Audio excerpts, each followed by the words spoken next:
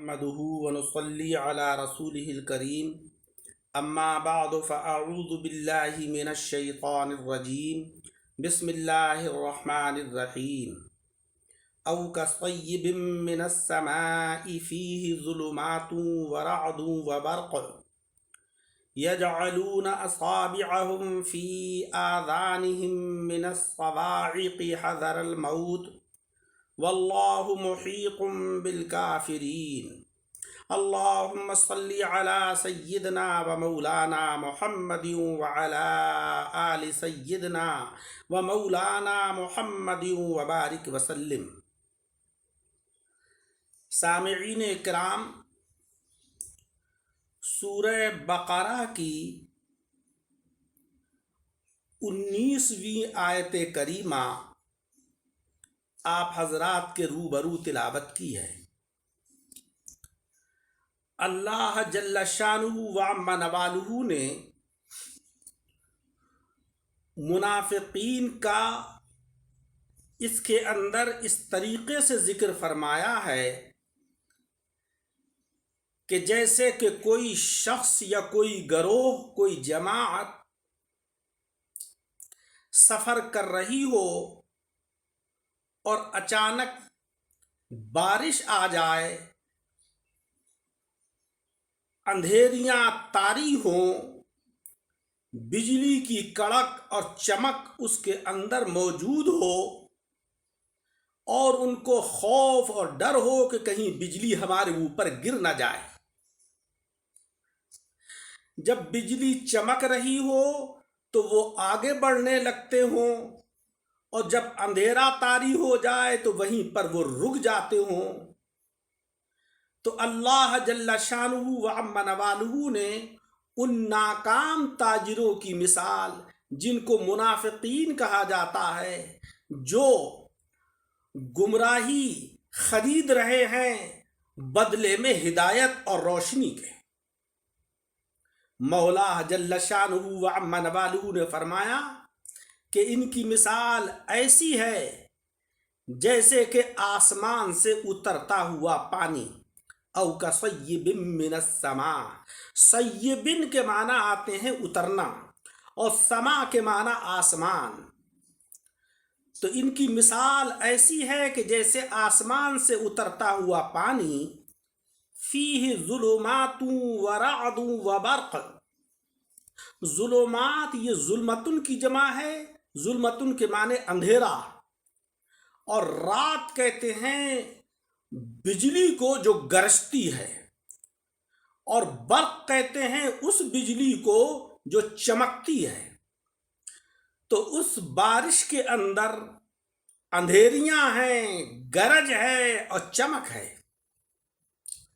یجعلون اصابعهم فی آذانهم من الصواعق۔ اصابع کے معنی انگلیاں، اور آذان یہ اذنن کی جمع ہے، آذان کے معنی کان، اور صواعق یہ جمع صاعقتن کی ہے۔ صاعقہ وہ بجلی کہ جو آپ دیکھتے ہیں آسمان سے گرتی ہے، اور جس چیز کے اوپر گرتی ہے اس کو جلا کر خاک کر دیتی ہے۔ تو ترجمہ ہوا کہ یجعلون اصابعهم فی آذانهم من الصواعق حذر الموت، اپنے کانوں میں انگلیاں ٹھوس رہے ہیں کڑک کے سبب، موت کے ڈر سے۔ اور اللہ جل شانہ و عم نوالہ کافروں کو گھیرے ہوئے ہے۔ محیط، احاطہ، یحیط احاطتن سے کے معنی ہے گھیرنے والا، اور کافر یہ کفر سے بنا ہے، کفر کے معنی انکار کرنے والا۔ تو وہ لوگ کہ جو منکرین ہیں، جو انکار کرنے والے ہیں اسلام کا،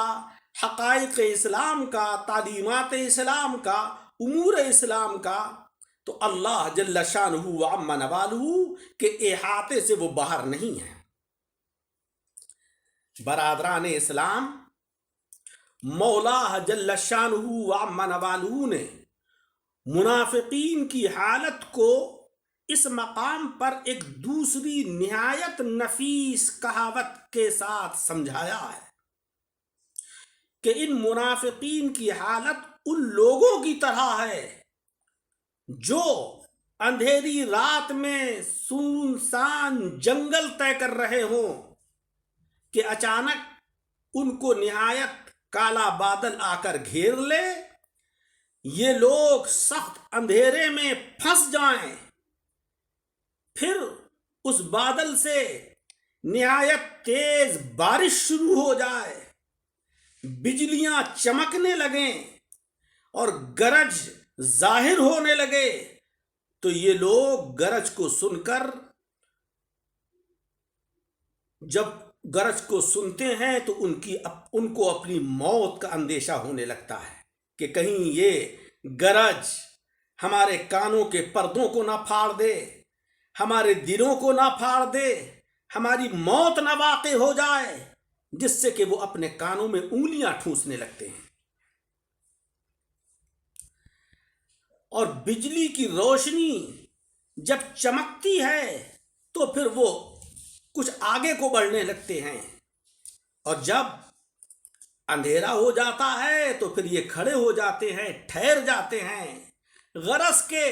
عجیب کشمکش کے اندر ہیں، کس طریقے سے چلیں اس تاریک اندھیرے میں جہاں کہ وہ جنگل میں پھنسے ہوئے ہیں، اور وہ اسی حالت میں نہایت حیران اور پریشان ہیں،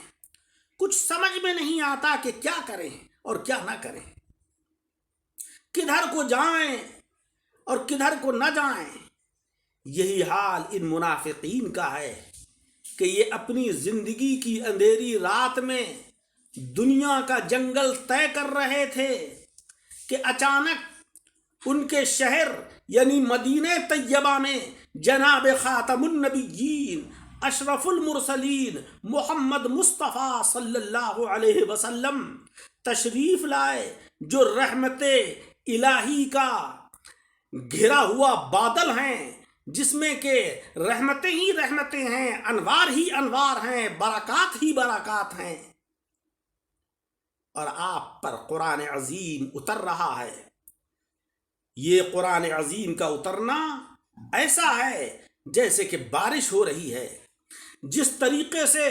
کہ بارش ہوتی ہے تو پانی سے زمین کے اوپر سرسبز و شادابی اور ہریالی پھیل جاتی ہے، پیڑوں کے اوپر ثمرات نمودار ہونے لگتے ہیں، ایسے ہی قرآن عظیم کے اترنے سے وہ قلوب، وہ دل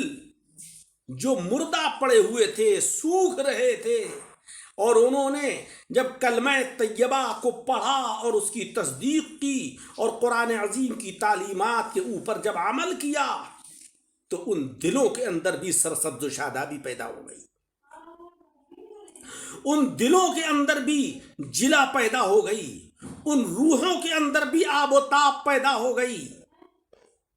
جس طرح زمین کے اوپر پھل پھول لگتے ہیں، اسی طریقے سے ان انسانوں کی زبانوں سے،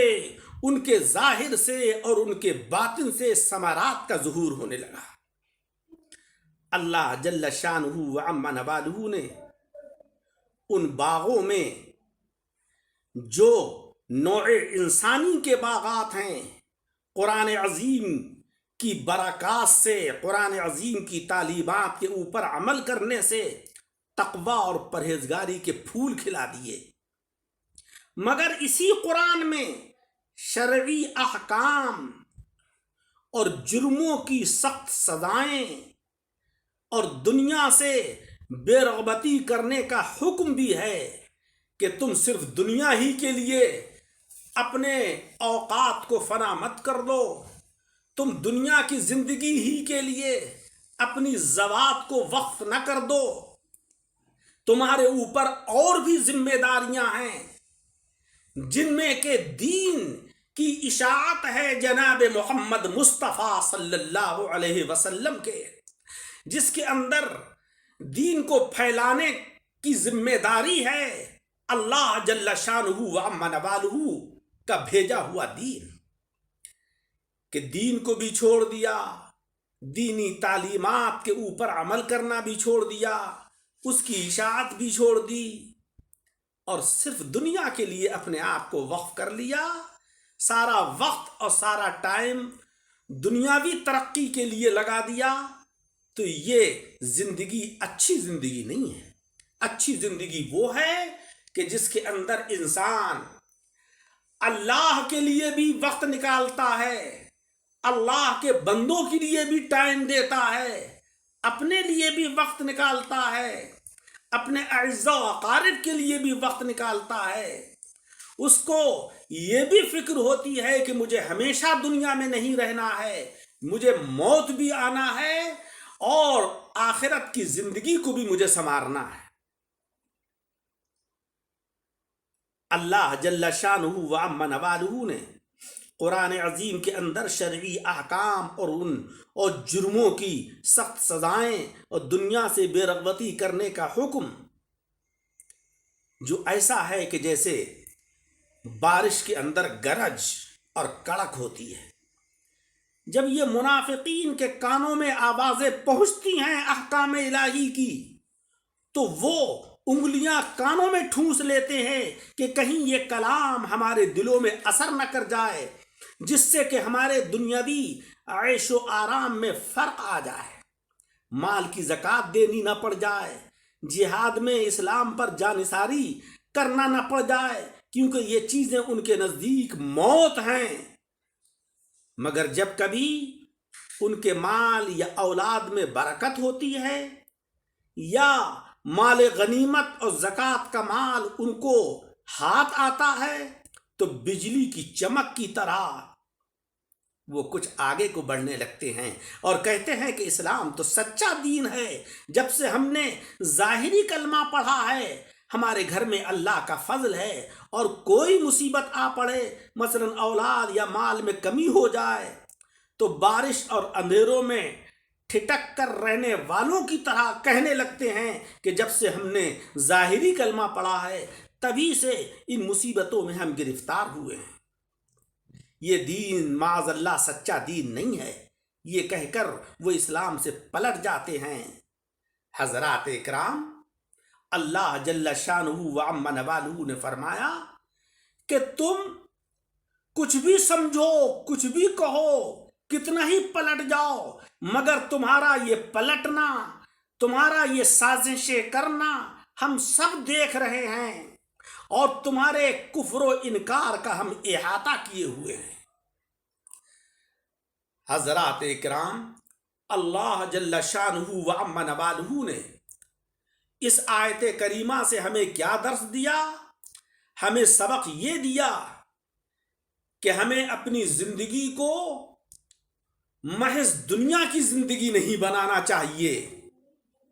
ہمیں اپنی آخرت کی زندگی کو بھی سنوارنے کی کوشش کرنا چاہیے، تاکہ اللہ جل شانہ و عم نوالہ ہمارا خاتمہ ایمان پر فرمائے اور آخرت میں انعامات سے ہم سب کو نوازے، ہماری اخروی زندگی کو سرخ رو فرمائے۔ اور قرآن عظیم جو اللہ کی مقدس کتاب ہے، جو ہمارے لیے نمونہ عمل ہے، جس میں زندگی گزارنے کا اسوہ اور زندگی گزارنے کا آئین مولا تبارک و تعالیٰ نے اس میں رقم فرمایا ہے، ہمیں یہ چاہیے کہ ہم اس کو پڑھیں، اس کو سمجھیں اور دوسروں کو سمجھائیں۔ پیارے آقا جناب محمد مصطفیٰ صلی اللہ علیہ وسلم نے فرمایا کہ خیرکم من تعلم القرآن وعلمہ، تم میں سب سے اچھا، سب سے بہترین انسان وہ ہے جو خود بھی قرآن عظیم کو سیکھے اور دوسروں کو بھی سکھائے۔ میں نے جو قرآن عظیم کی آیت نمبر 19 کا ترجمہ کیا، اس کی مختصر سی تشریح کی، آپ سے یہی گزارش کروں گا کہ آپ بھی یہ آیت کریمہ، اس کا ترجمہ اور اس کی تشریح جو آپ نے سنی اور سمجھی، اس کو دوسروں تک پہنچائیں، زیادہ سے زیادہ شیئر کریں، اور یہ چینل دعوت حق جس کے اوپر دینی پروگرام چل رہا ہے، آپ سے گزارش کروں گا کہ اس کو سبسکرائب کر دیا کریں۔ اللہ تعالی عمل کی توفیق عطا فرمائے۔